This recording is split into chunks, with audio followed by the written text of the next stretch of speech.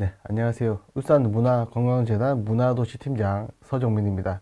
이번 강의는 예술과 사회라는 주제로 시작을 해 보도록 하겠습니다. 여러분들 아마도 이런 궁금증이 있으실 겁니다.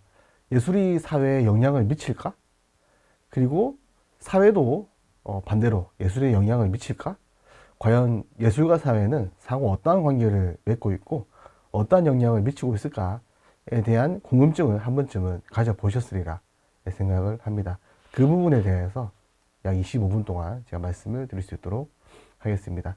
앞선 강의에서 말씀드렸습니다. 중세시대까지는 예술가들이 독립적인 지위를 갖지 못했습니다. 그리고 신에 종속되어서 신을 중심으로 하는 사고가 중세시대까지 있었기 때문에 이런 문화적인 경향을 보이다가 십자군 전쟁 그리고 패스트를 거쳐서 르네상스 시대에 이르러서는 신이 아닌 보다 인간적인 중심의 사고를 하게 되었다. 아마 여기서부터 이제 예술과 사회는 더욱더 밀접한 관계를 맺고 좀 다른 경향을 보이게 됩니다. 한번 두 개의 그림을 보시겠습니다. 앞선 그림은 조토의 그림이고요.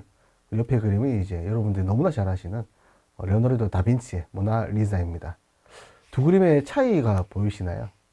왼쪽은 조토 같은 경우는 르네상스에 걸쳐 있다라고 볼 수 있지만 조토의 시대까지만 하더라도 신을 그렸습니다. 성모 마리아라는 성상을 그리는 것으로 이제 대부분이 이제 신을 위한 작품들을 그렸고요. 다빈치는 다르죠. 르네상스 시대를 대표하는 예술가입니다. 누가 봐도 이제 사람을 그렸습니다. 모나리자라는 이제 부인을 그린 것을 저희가 이 두 그림을 보더라도 명확히 차이를 알 수가 있습니다. 이제 중세를 넘어서 르네상스 그리고 근대에 넘으면서 유럽, 특히 유럽의 예술은 사회를 더욱더 적극적으로 표현을 했습니다. 프랑스 대혁명이 이제 1789년에 1789년에 이제 터지게 됩니다. 그러면서 이제 유럽에서 어떤 게 생겨나냐면 프랑스 대혁명이 터지고 이제 나폴레옹이 즉위를 하고 나폴레옹이 정복전쟁. 그리고 왜냐면 이제 당시 유럽 사회는 문화가 그랬거든요. 다 이제 봉건주의고 왕정체제이지 않겠습니까? 왕들 중심으로 사회가 움직이고 있는데 프랑스 대혁명이 터지면서 사회가 공화정으로 바뀌고 이 공화정의 물길이 본인들에게까지 미쳐서 본인들의 왕정이 무너질까봐 걱정을 했습니다. 그래서 수많은 왕들이 프랑스를 공격을 했습니다. 이 공격을 막아내고 반대로 이제 유럽을 제패했던 것이 나폴레옹입니다. 이러면서 봉건주의가 해체되면서 나라라는 것들에 대해서 다시 생각을 하게 됩니다. 과연 우리나라의 정의가 뭘까? 과연 이제 우리가 살고 있는 이 땅의 정의가 뭘까라고 했을 때 그렇다면 이제 우리가 보이지 않는 거긴 하지만 비슷한 언어, 같은 언어를 쓰고 비슷한 바운더리에 살고 있는 우리를 하나의 민족이라는 개념으로 보자. 거기서부터 이제 민족주의가 태동을 하게 됩니다. 민족주의가 넓은 의미에서 근대의 시작이다라고 봐주셔도 될 것 같습니다. 아래 보시면 이제 종교의 부패, 앞서 말씀드렸죠. 메디치 가문에서도 이제 수많은 후원을 했고, 그리고 아이러니하게도 제가 또 따로 설명드릴 기회가 있으면 말씀드리겠지만, 이 메디치 가문에서 교황까지 배출하게 됩니다. 상인 가문에서 교황을 배출한다. 정말 놀라운 일이 아닐 수가 없습니다. 아마 다시 좀 설명드릴 일이 있을 것 같고요. 그리고 대항해 시대, 또 중상주의 등 자본의 중요성이 높아지면서 상인들의 지위가 상승을 하게 됩니다. 그에 따라 가지고 예술은 더 이상 종교가 아닌 상인들 그리고 왕정에서도 이제 상인 중심에서도 조금 더 이제 발전해서 국가적인 어떤 이제 철학까지 넘어가는 그런 단계로 보이게 됩니다. 아래 같은 경우에 표는 참고를 해주시면 될 것 같습니다. 두 개의 그림이 있습니다. 너무나 유명한 그림이죠. 외진 드라큘라라고 하는 사람이 그린 민중을 이끄는 자유의 여신이고요. 이거는 프랑스 대혁명을 그렸다라고 하기보다는 프랑스 대혁명이 끝나고 앞서 말씀드렸던 유럽의 수많은 나라들과 전쟁을 하면서 겪게 되는 정말 민족주의를 상징하는 그런 그림이라고 볼 수 있습니다. 여기 어디에 봐도 이제 귀족으로 보인다거나 어떤 왕으로 보인다라는 것은 없습니다. 이 여성이라는 이제 민중을 대표하는 이런 상징성을 통해서 우리가 이 유럽 사회 중심이 변화했구나라는 것을 그림을 통해서 확인을 할 수 있습니다. 그리고 오른쪽은 이제 이것도 유명합니다. 밀레의 이삭죽기입니다. 우리가 이제 이삭죽기라는 그림 봤을 때는 보통 이렇게들 보세요. 정말 유럽의 저 넓은 이제 초원에서 어떤 이삭을 주우면서 정말 평온한 유럽의 어떤 농촌을 표현한 건가? 하지만 사실은 전혀 그렇지 않습니다. 저기 뒤에 작게 보시면은 말을 탄 이제 사람을 볼 수가 있습니다. 저 사람이 이삭 주는 여인들을 감시를 하고 있는 겁니다. 이것은 어떤 의미를 지느냐? 이 정말 고된 노동, 이 정말 억척스럽고 척박하게 살아야 했던 이삭을 줍는다는 건 한번 수확이 끝났다는 의미거든요. 이 여인들의 정말 고되고 서민들의 이 처참한 현실을 보여주는 것입니다. 그래서 앞선 강의에서 말씀드렸던 빈센트 반 고흐가 밀레를 정말 좋아했습니다. 아마 밀레가 거의 정신적 지주일 정도로 좋아했고 수많은 이제 그림을 카피했을 정도로 그런 활동을 펼치기도 했습니다. 이런 것처럼 예술은 더 이상 신을 위한 찬양의 도구라든가 어떤 변방에 있는 것이 아닌 사회를 적극적으로 표현하고 드러내는 그런 지위에 오르게 되었다라고 알 수가 있습니다. 자, 세 예술가가 있습니다. 하이든, 그리고 모차르트, 베토벤입니다. 세 작곡가 모두 이제 독일과 오스트리아를 대표하는 어떻게 보면 이제 연대순으로 이제 나열했다고 저희가 볼 수 있고요. 먼저 하이든을 보시겠습니다. 가장 먼저 태어났죠. 하이든은 평생을 귀족의 소속의 이제 소위 말하는 하인과 같은 신분으로서 음악 활동을 해왔습니다. 그러다가 모차르트는 거의 최초의 이제 프리랜서라고 볼 수 있습니다. 다양한 작품 활동을 통해서 이제 귀족들의 의뢰를 받거나 상인들의 의뢰를 받아가지고 작품을 쓰게 되는 마지막 작품 또한 이제 의뢰를 통해서 쓰게 되는 그런 저희가 알 수가 있습니다. 레퀴엠이라고 하죠. 라크리모사를 쓰면서 이 작품을 쓰면서 이제 사망을 한 걸 알 수 있는데 베토벤은 달랐습니다. 앞선 두 작곡가를 보시면은 가발을 쓰고 있죠. 귀족들이 쓰고 있는. 베토벤은 그렇지 않습니다.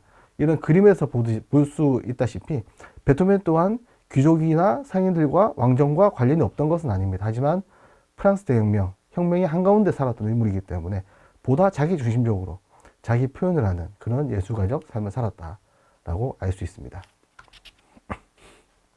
자, 그렇다면 이제 근대가 되었습니다. 이 사회에 정말 큰 영향을 미친 예술가가 등장을 하게 됩니다. 그간의 예술이 앞서 말씀드렸던 것처럼 사회를 표현하는 수준에 이르렀다면 이 사람은 사회를 표현하는 것을 넘어서 사회 표현에 영향을 미치게 되는 아주 어떻게 볼까요? 예술 역사에 있어가지고 정말 문제야? 아니면은 정말 중요한 사람? 정말 다양한 이제 방식으로 읽히고 있습니다. 밑에 보시면 사상가로도 볼 수 있고요. 음악가로도 볼 수 있고 작가로도 볼 수 있고 넓은 의미에서 역사가 그리고 종합예술가라고도 볼 수 있습니다. 누군지 보시겠습니다. 리하르트 와그너라는 사람이고요. 아마 많이 들어보셨을 겁니다. 플레임은 빌헬름 리하르트 와그너고요. 독일 출생입니다. 이분은 이제 출생이 이제 아버지가 유대계 독일인이었습니다.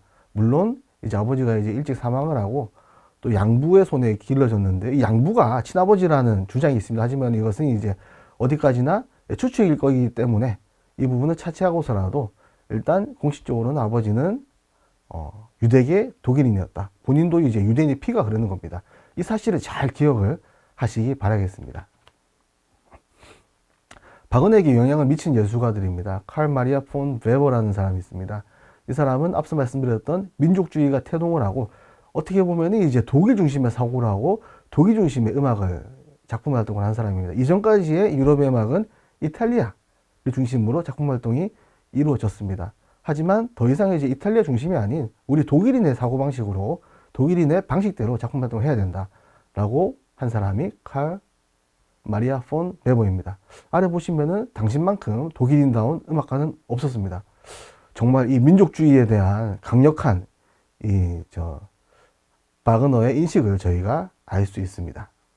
이제 베버의 이제 묘지 유의 안장식에서 주도사로 한 말입니다. 다음은 윌리엄 셰익스피어입니다. 바그너는 이것을 알았습니다. 음악, 미술도 중요하지만 결국에 사람들의 마음을 움직일 수 있는 건 글이고 극이다라는 것을 바그너는 정확히 알았습니다. 왜냐하면 음악 같은 경우는 저희가 이제 시간 예술이기 때문에 어떤 것을 의미하는지 잘 알 수 없잖아요. 제가 간접적으로 이제 느끼게 되는데 글은 명확하게 정보를 전달할 수 있습니다.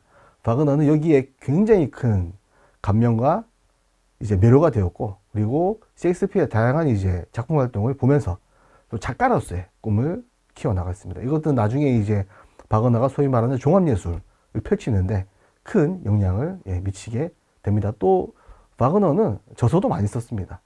저희가 알고 있는 이제 수많은 예술작품과 더불어서 저서 또한 많이 썼다는 것을 저희가 알 수 있습니다. 또 여러분들이 너무나 좋아하시는 이제 베토벤입니다. 베토벤의 위대함은 뭐 정말 제가 몇 시간 동안 이제 말씀드려도 시간이 부족할 것 같은데요.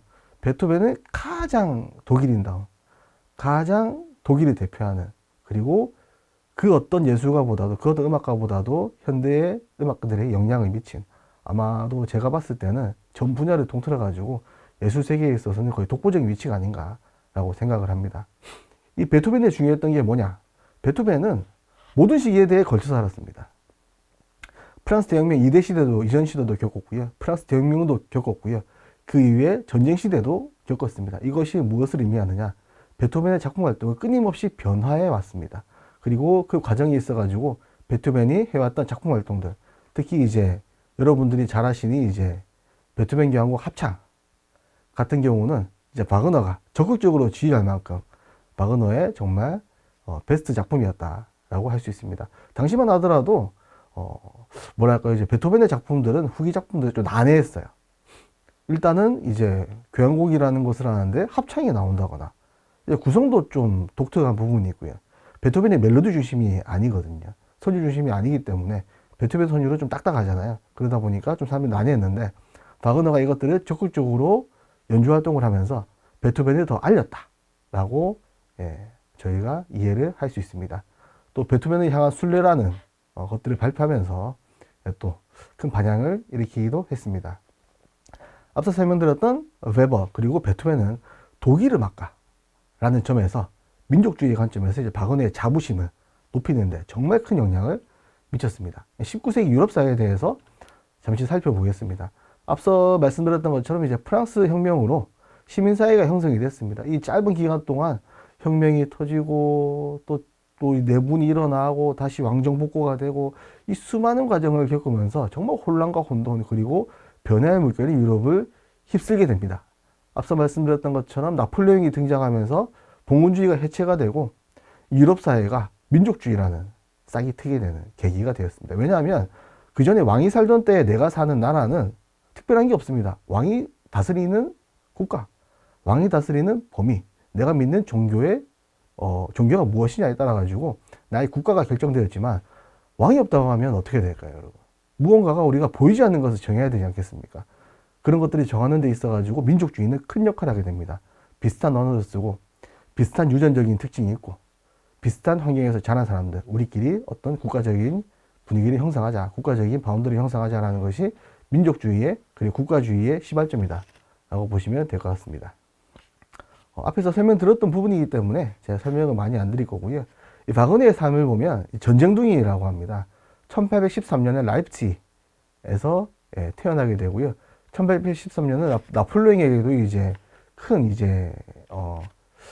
의미가 있는 해인데요. 이제 러시아 전쟁에서 또 지게 되는 그런 이제 의미가 있는 것으로 볼 수 있습니다. 베네딕트 앤더슨이라는 이제 유명한 작가가 쓴 민족은 상상된 정치적 공동체로 본성적으로 제한적이며 주권을 지닌 것으로 상상된다는 상상된 공동체라는 책이 있습니다. 여러분들 시간이 되시면 한번 보시게 되면은 앞서 말씀드렸던 이제 민족주의 그리고 근대에 대해서 이해하시는데 큰 도움이 되실 거라고 생각이 듭니다. 그렇다면 과연 바그너는 어떻게 이제 유럽 사회에 영향을 미쳤을까라고 들여다보겠습니다. 바그너를 이야기하면 빠질 수 없는 인물, 히틀러입니다. 히틀러는 이제 바그너가 사후에 태어났습니다. 바그너와 히틀러는 만난 적도 없고요. 같은 시대를 살았던 적이 없습니다. 다만 바그너의 영향력이 너무나 강했고 바그너의 작품에 대한 인지도가 너무 높았기 때문에 히틀러는 당연히 유럽에 살면서 바그너의 작품을 접할 수밖에 없었습니다. 자, 보시겠습니다. 1901년에는 린츠 가극장에서 로헨그린을 처음으로 접했고요. 그리고 리엔치를 관람하면서 정말 깊은 감명을 받게 됩니다. 나는 호밍안이 되겠다 라고 말할 정도로 어떻게 보면 이제 영웅주의 그리고 본인이 정치라는 데 있어 가지고 나서게 된 리더십 등을 이 작품들을 통해서 간접적으로 경험할 수 있게 되었습니다. 리엔치는 나중에 나치 전당대회에 고정 참가로 활용되기도 하였습니다.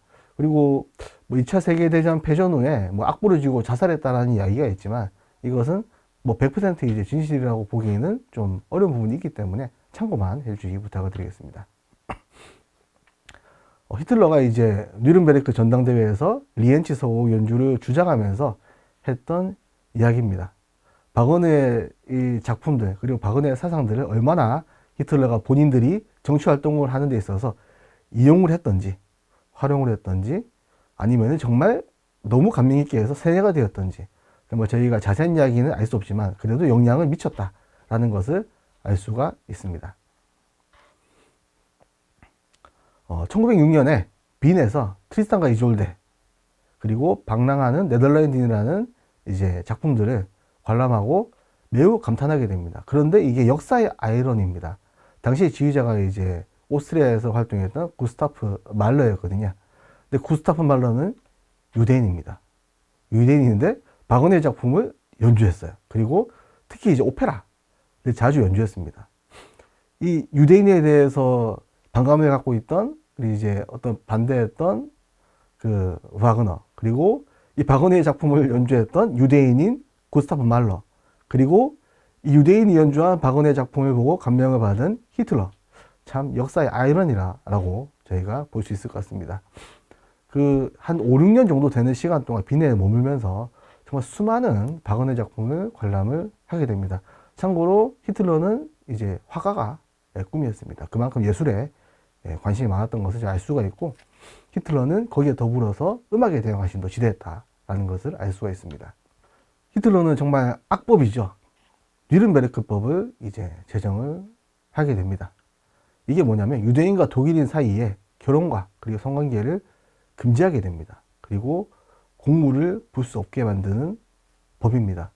이것이 근간이 되어서 유대인을 탄압하고 그리고 홀로코스트가 발생되게 되는 근거가 되는 법인데요. 뭐라고 해야 될까요? 이제 바그너가 이제 밑에 보시면은 음악에서 유대주의라는 일종의 이제 글을 기고문을 발표했었습니다. 여기 보면은 이제 반유대주의에 대한 인식들이 명확히 드러나거든요. 다만 바그너 같은 경우는 제가 옹호하는 것은 아니지만 뭐라고 해야 될까요? 이제 종교적인 관점 그리고 문화적인 환경적인 관점에서의 반유대주의를 외쳤다면 히틀러는 여기에 보태가지고 정치적으로 인류학적으로 그리고 여러분들이 잘 아시는 우생학적으로 접근을 해서 반유대주의를 완성했다. 이게 뉘른베르크법에서 명확히 드러난다라고 알 수가 있습니다. 아마 좀 비슷한 부분을 좀 많이 보셨을 것 같습니다. 보면 이제 앞서 말씀드렸던 기고문이고요. 그리고 이제 오른쪽은 이제 그 소위 말하는 이제 유대인과 그리고 이제 아리아 민족 이제 소위 말하는 이제 히틀러의 인종이라고 하죠. 아리아족들이 겪게 되는 이제 인종에 대한 분석도 같은 겁니다. 이게 우생학 같은 거와도 밀접한 관련이 되어 있는데요. 참 비극이죠. 어떻게 사람의 인종을 갖다가 저렇게 이제 차별화 시켜가지고 표현할 수 있는지 참 안타까움을 금할 수는 없습니다. 히틀러는 왜 바그너에 열광했을까요? 히틀러가 바그너의 사상을 뭐 본인의 이제 철학에 적극적으로 대입했다라는 직접적인 증거는 없습니다. 하지만 앞서 제가 설명드렸던 것처럼 수많은 활동들, 그리고 수많은 언행들, 그리고 본인이 프로파간다를 하면서 바그너를 적극적으로 활용했던 것을 비춰봤을 때 바그너에게 영향을 받았던지 아니면 바그너의 사상을 이용했음은 틀림없습니다. 참고로 히틀러는 어린 시절에 유대인들과 같이 지내기도 했거든요. 히틀러가 다녔던 학교에는 유대인이 많았습니다. 이들과 별로 분쟁이 있지도 않았고요. 그리고 특별하게 뭐 엄청나게 트러블이 있다라고 볼 수 있는 환경적인 문화는 없었습니다. 그렇다고 한다면 히틀러는 과연 이것을 이용했을까? 라는 의문이 들게 됩니다. 1934년에는 히틀러는 라입치히에 바그너 동상에 초석을 세웁니다. 참고로 라입치히는 바그너가 태어난 도시입니다. 그리고 1938년 바이로이트이죠. 바이로이트는 이제 바그너가 활동했던 지역이거든요. 말년까지 활동했던 지역인데, 바이로이트에 이제 리하르트 바그너 연구소라는 연구소까지 설립을 지시를 하게 됩니다. 그리고 현재까지도 이어오고 있는 정말 유명한 바이로이트 축제는 당시에 나치 그리고 제3제국의 대외적인 선전 수단으로 적극 활용이 됩니다. 참고로 바이로이트 축제는 뭐 세계적으로 뭐 3대 오페라 축제에 불릴 만큼 정말 유명한 축제로 저희가 알 수가 있습니다. 바그너는 이제 독일계 민족주의를 대표하는 대표적 작가입니다. 바그너가 살았던 시기를 잘 생각해 보시게 되면은 전쟁으로 시작해서 정말 수많은 격변 그리고 내분에 의해 가지고 이 독일계 민족들이 정말 어려운 시기를 겪었던 시기입니다. 그리고 유대인들이 갖고 있는 사회적 지위 이런 것들이 이제 억압받아 가지고 활동조차 제대로 못하는 이제 독일인들도 많았습니다. 이런 서러움들을 당시 민족주의와 결탁해 가지고 예술로 적극적으로 표현했던 작곡가라고 할 수 있습니다. 하지만 이러한 것들이 독일 민족의 우월성, 차별성을 인정받기 위한 노력이지만 또 비극이기도 합니다. 이런 것들을 저희가 보면은 참 과거의 역사를 통해 가지고 많은 것을 배울 수 있지 않나라고 생각을 하고 있습니다. 그리고 예술이라는 매개체를 통해 가지고 자신의 고유한 주장을 정립해서 전파한 사상가이기도 합니다. 이 사람은 어떻게 보면 이제 언론인에 가깝기도 했고요. 어떻게 보면 사상가, 그리고 작가기도 했지만 자신이 갖고 있는 가장 강력한 무기, 예술이라는 무기를 통해 가지고 이런 것들을 더욱더 효과적으로 전달할 수 있었던 것입니다. 니콜로 마키아벨리 아시죠? 제가 전 시간 때 한번 말씀드렸는데, 니콜로 마키아벨리 같은 경우는 이 사람이 이제 공화정에 대한 매우 이제 친공화정주의자였습니다. 그래서 당시에 이제 피렌체 가문에 등용을 받았다가 한번 이제 쿠데타를 한번 일으키고 이제 실패를 했죠. 실패를 하고 피렌체 가문이 다시 들어오면서 이 마키아벨리가 쫓겨나게 됩니다. 쫓겨나게 되면서 이제 다시 이제 피렌체를 지배하고 있던 메디치 가문의 눈에 들고 싶은 겁니다. 그래서 이 피렌체 가문을 위해서 쓴 게 군주론이에요. 결국은 등용은 못 받았습니다.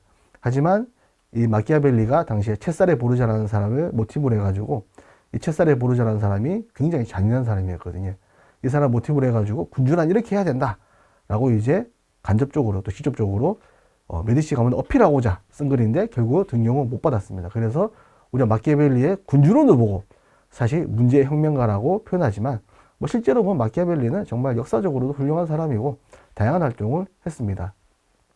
결론은 이겁니다. 의도했든 의도하지 않았던 간에 이 바그너의 사상 그리고 바그너의 주장들은 19세기를 넘어가지고 히틀러 그리고 20세기 극단적인 민족주의의 프로파간다, 정치선전의 도구로 적극 활용되었습니다. 하지만 그럼에도 불구하고 19세기 독일이 민족주의를 형성하고 현재까지 지속하는데 중요한 역사적 인물로서 현재까지도 독일 국민들의 정체성 형성에 기여를 하고 있습니다. 제가 다른 이야기를 하나 해드리겠습니다. 유명한 이제 피아니스트이자 지휘자인 다니엘 바렌보임이 있는데요. 다니엘 바렌보임은 대표적인 아르헨티나 출신의 유대인입니다. 이 다니엘 바렌보임이 어떤 활동을 했냐면요. 1981년에는 앞서 말씀드렸던 바그너 작품만을 다루는 바이로이트 페스티벌에 초빙이 되기도 했고요. 그리고 베를린 국립오페라의 예술감독으로 취임을 하게 됐습니다. 베를린이 어떤 곳인가요? 베를린은 당연히 이제 독일의 중심부, 독일의 수도인 이제 대표적인 도시입니다. 그리고 2001년에는 베를린 슈타츠 카펠레를 이끌고 이스라엘에 가서 바그너 작품을 연주했습니다. 정말 충격적이지 않으신가요? 당시에 이제 이스라엘이 뒤집어졌습니다. 어떻게 유대인이 너가 반유대주의적인 바그너 작품을 들고 이스라엘에 가서 연주를 하느냐. 정말 너가 정신 어떻게 된 것이 아니냐. 라고 이외에서도 정말 탄압을 하고 정말 수많은 일들이 벌어졌습니다. 이런 것처럼 참 역사는 아이러니한 것 같습니다. 현재로서도 이제 다니엘 바렌보임은 바그너 스페셜리스트로서 활발하게 활동을 하고 있거든요. 앞서 말씀드렸던 것처럼, 시작에서 말씀드렸던 것처럼 예술이 사회에 영향을 미치는가? 과거에는 판단이 쉬웠습니다. 예술은 사회에 종속되어 있거나 어떤 사회 지배구조 속에서 하위에 있는 그런 위치였습니다. 하지만 예술이 성장을 하고 예술인들이 사회적 지위를 겪게 되면서 사회에 영향을 미치게 되고 그리고 현재까지 이어오고 있습니다. 언제까지나 판단은 여러분의 몫입니다. 제가 그런 이유로 현재의 예술을 되도록이면 이야기를 하지 않았습니다. 과거들의 사례에 비춰가지고 현대 예술을 경험하실 때 보다 좀 더 깊이 있는 안목을 가지시는데 도움이 되셨기를 바라겠습니다. 감사합니다.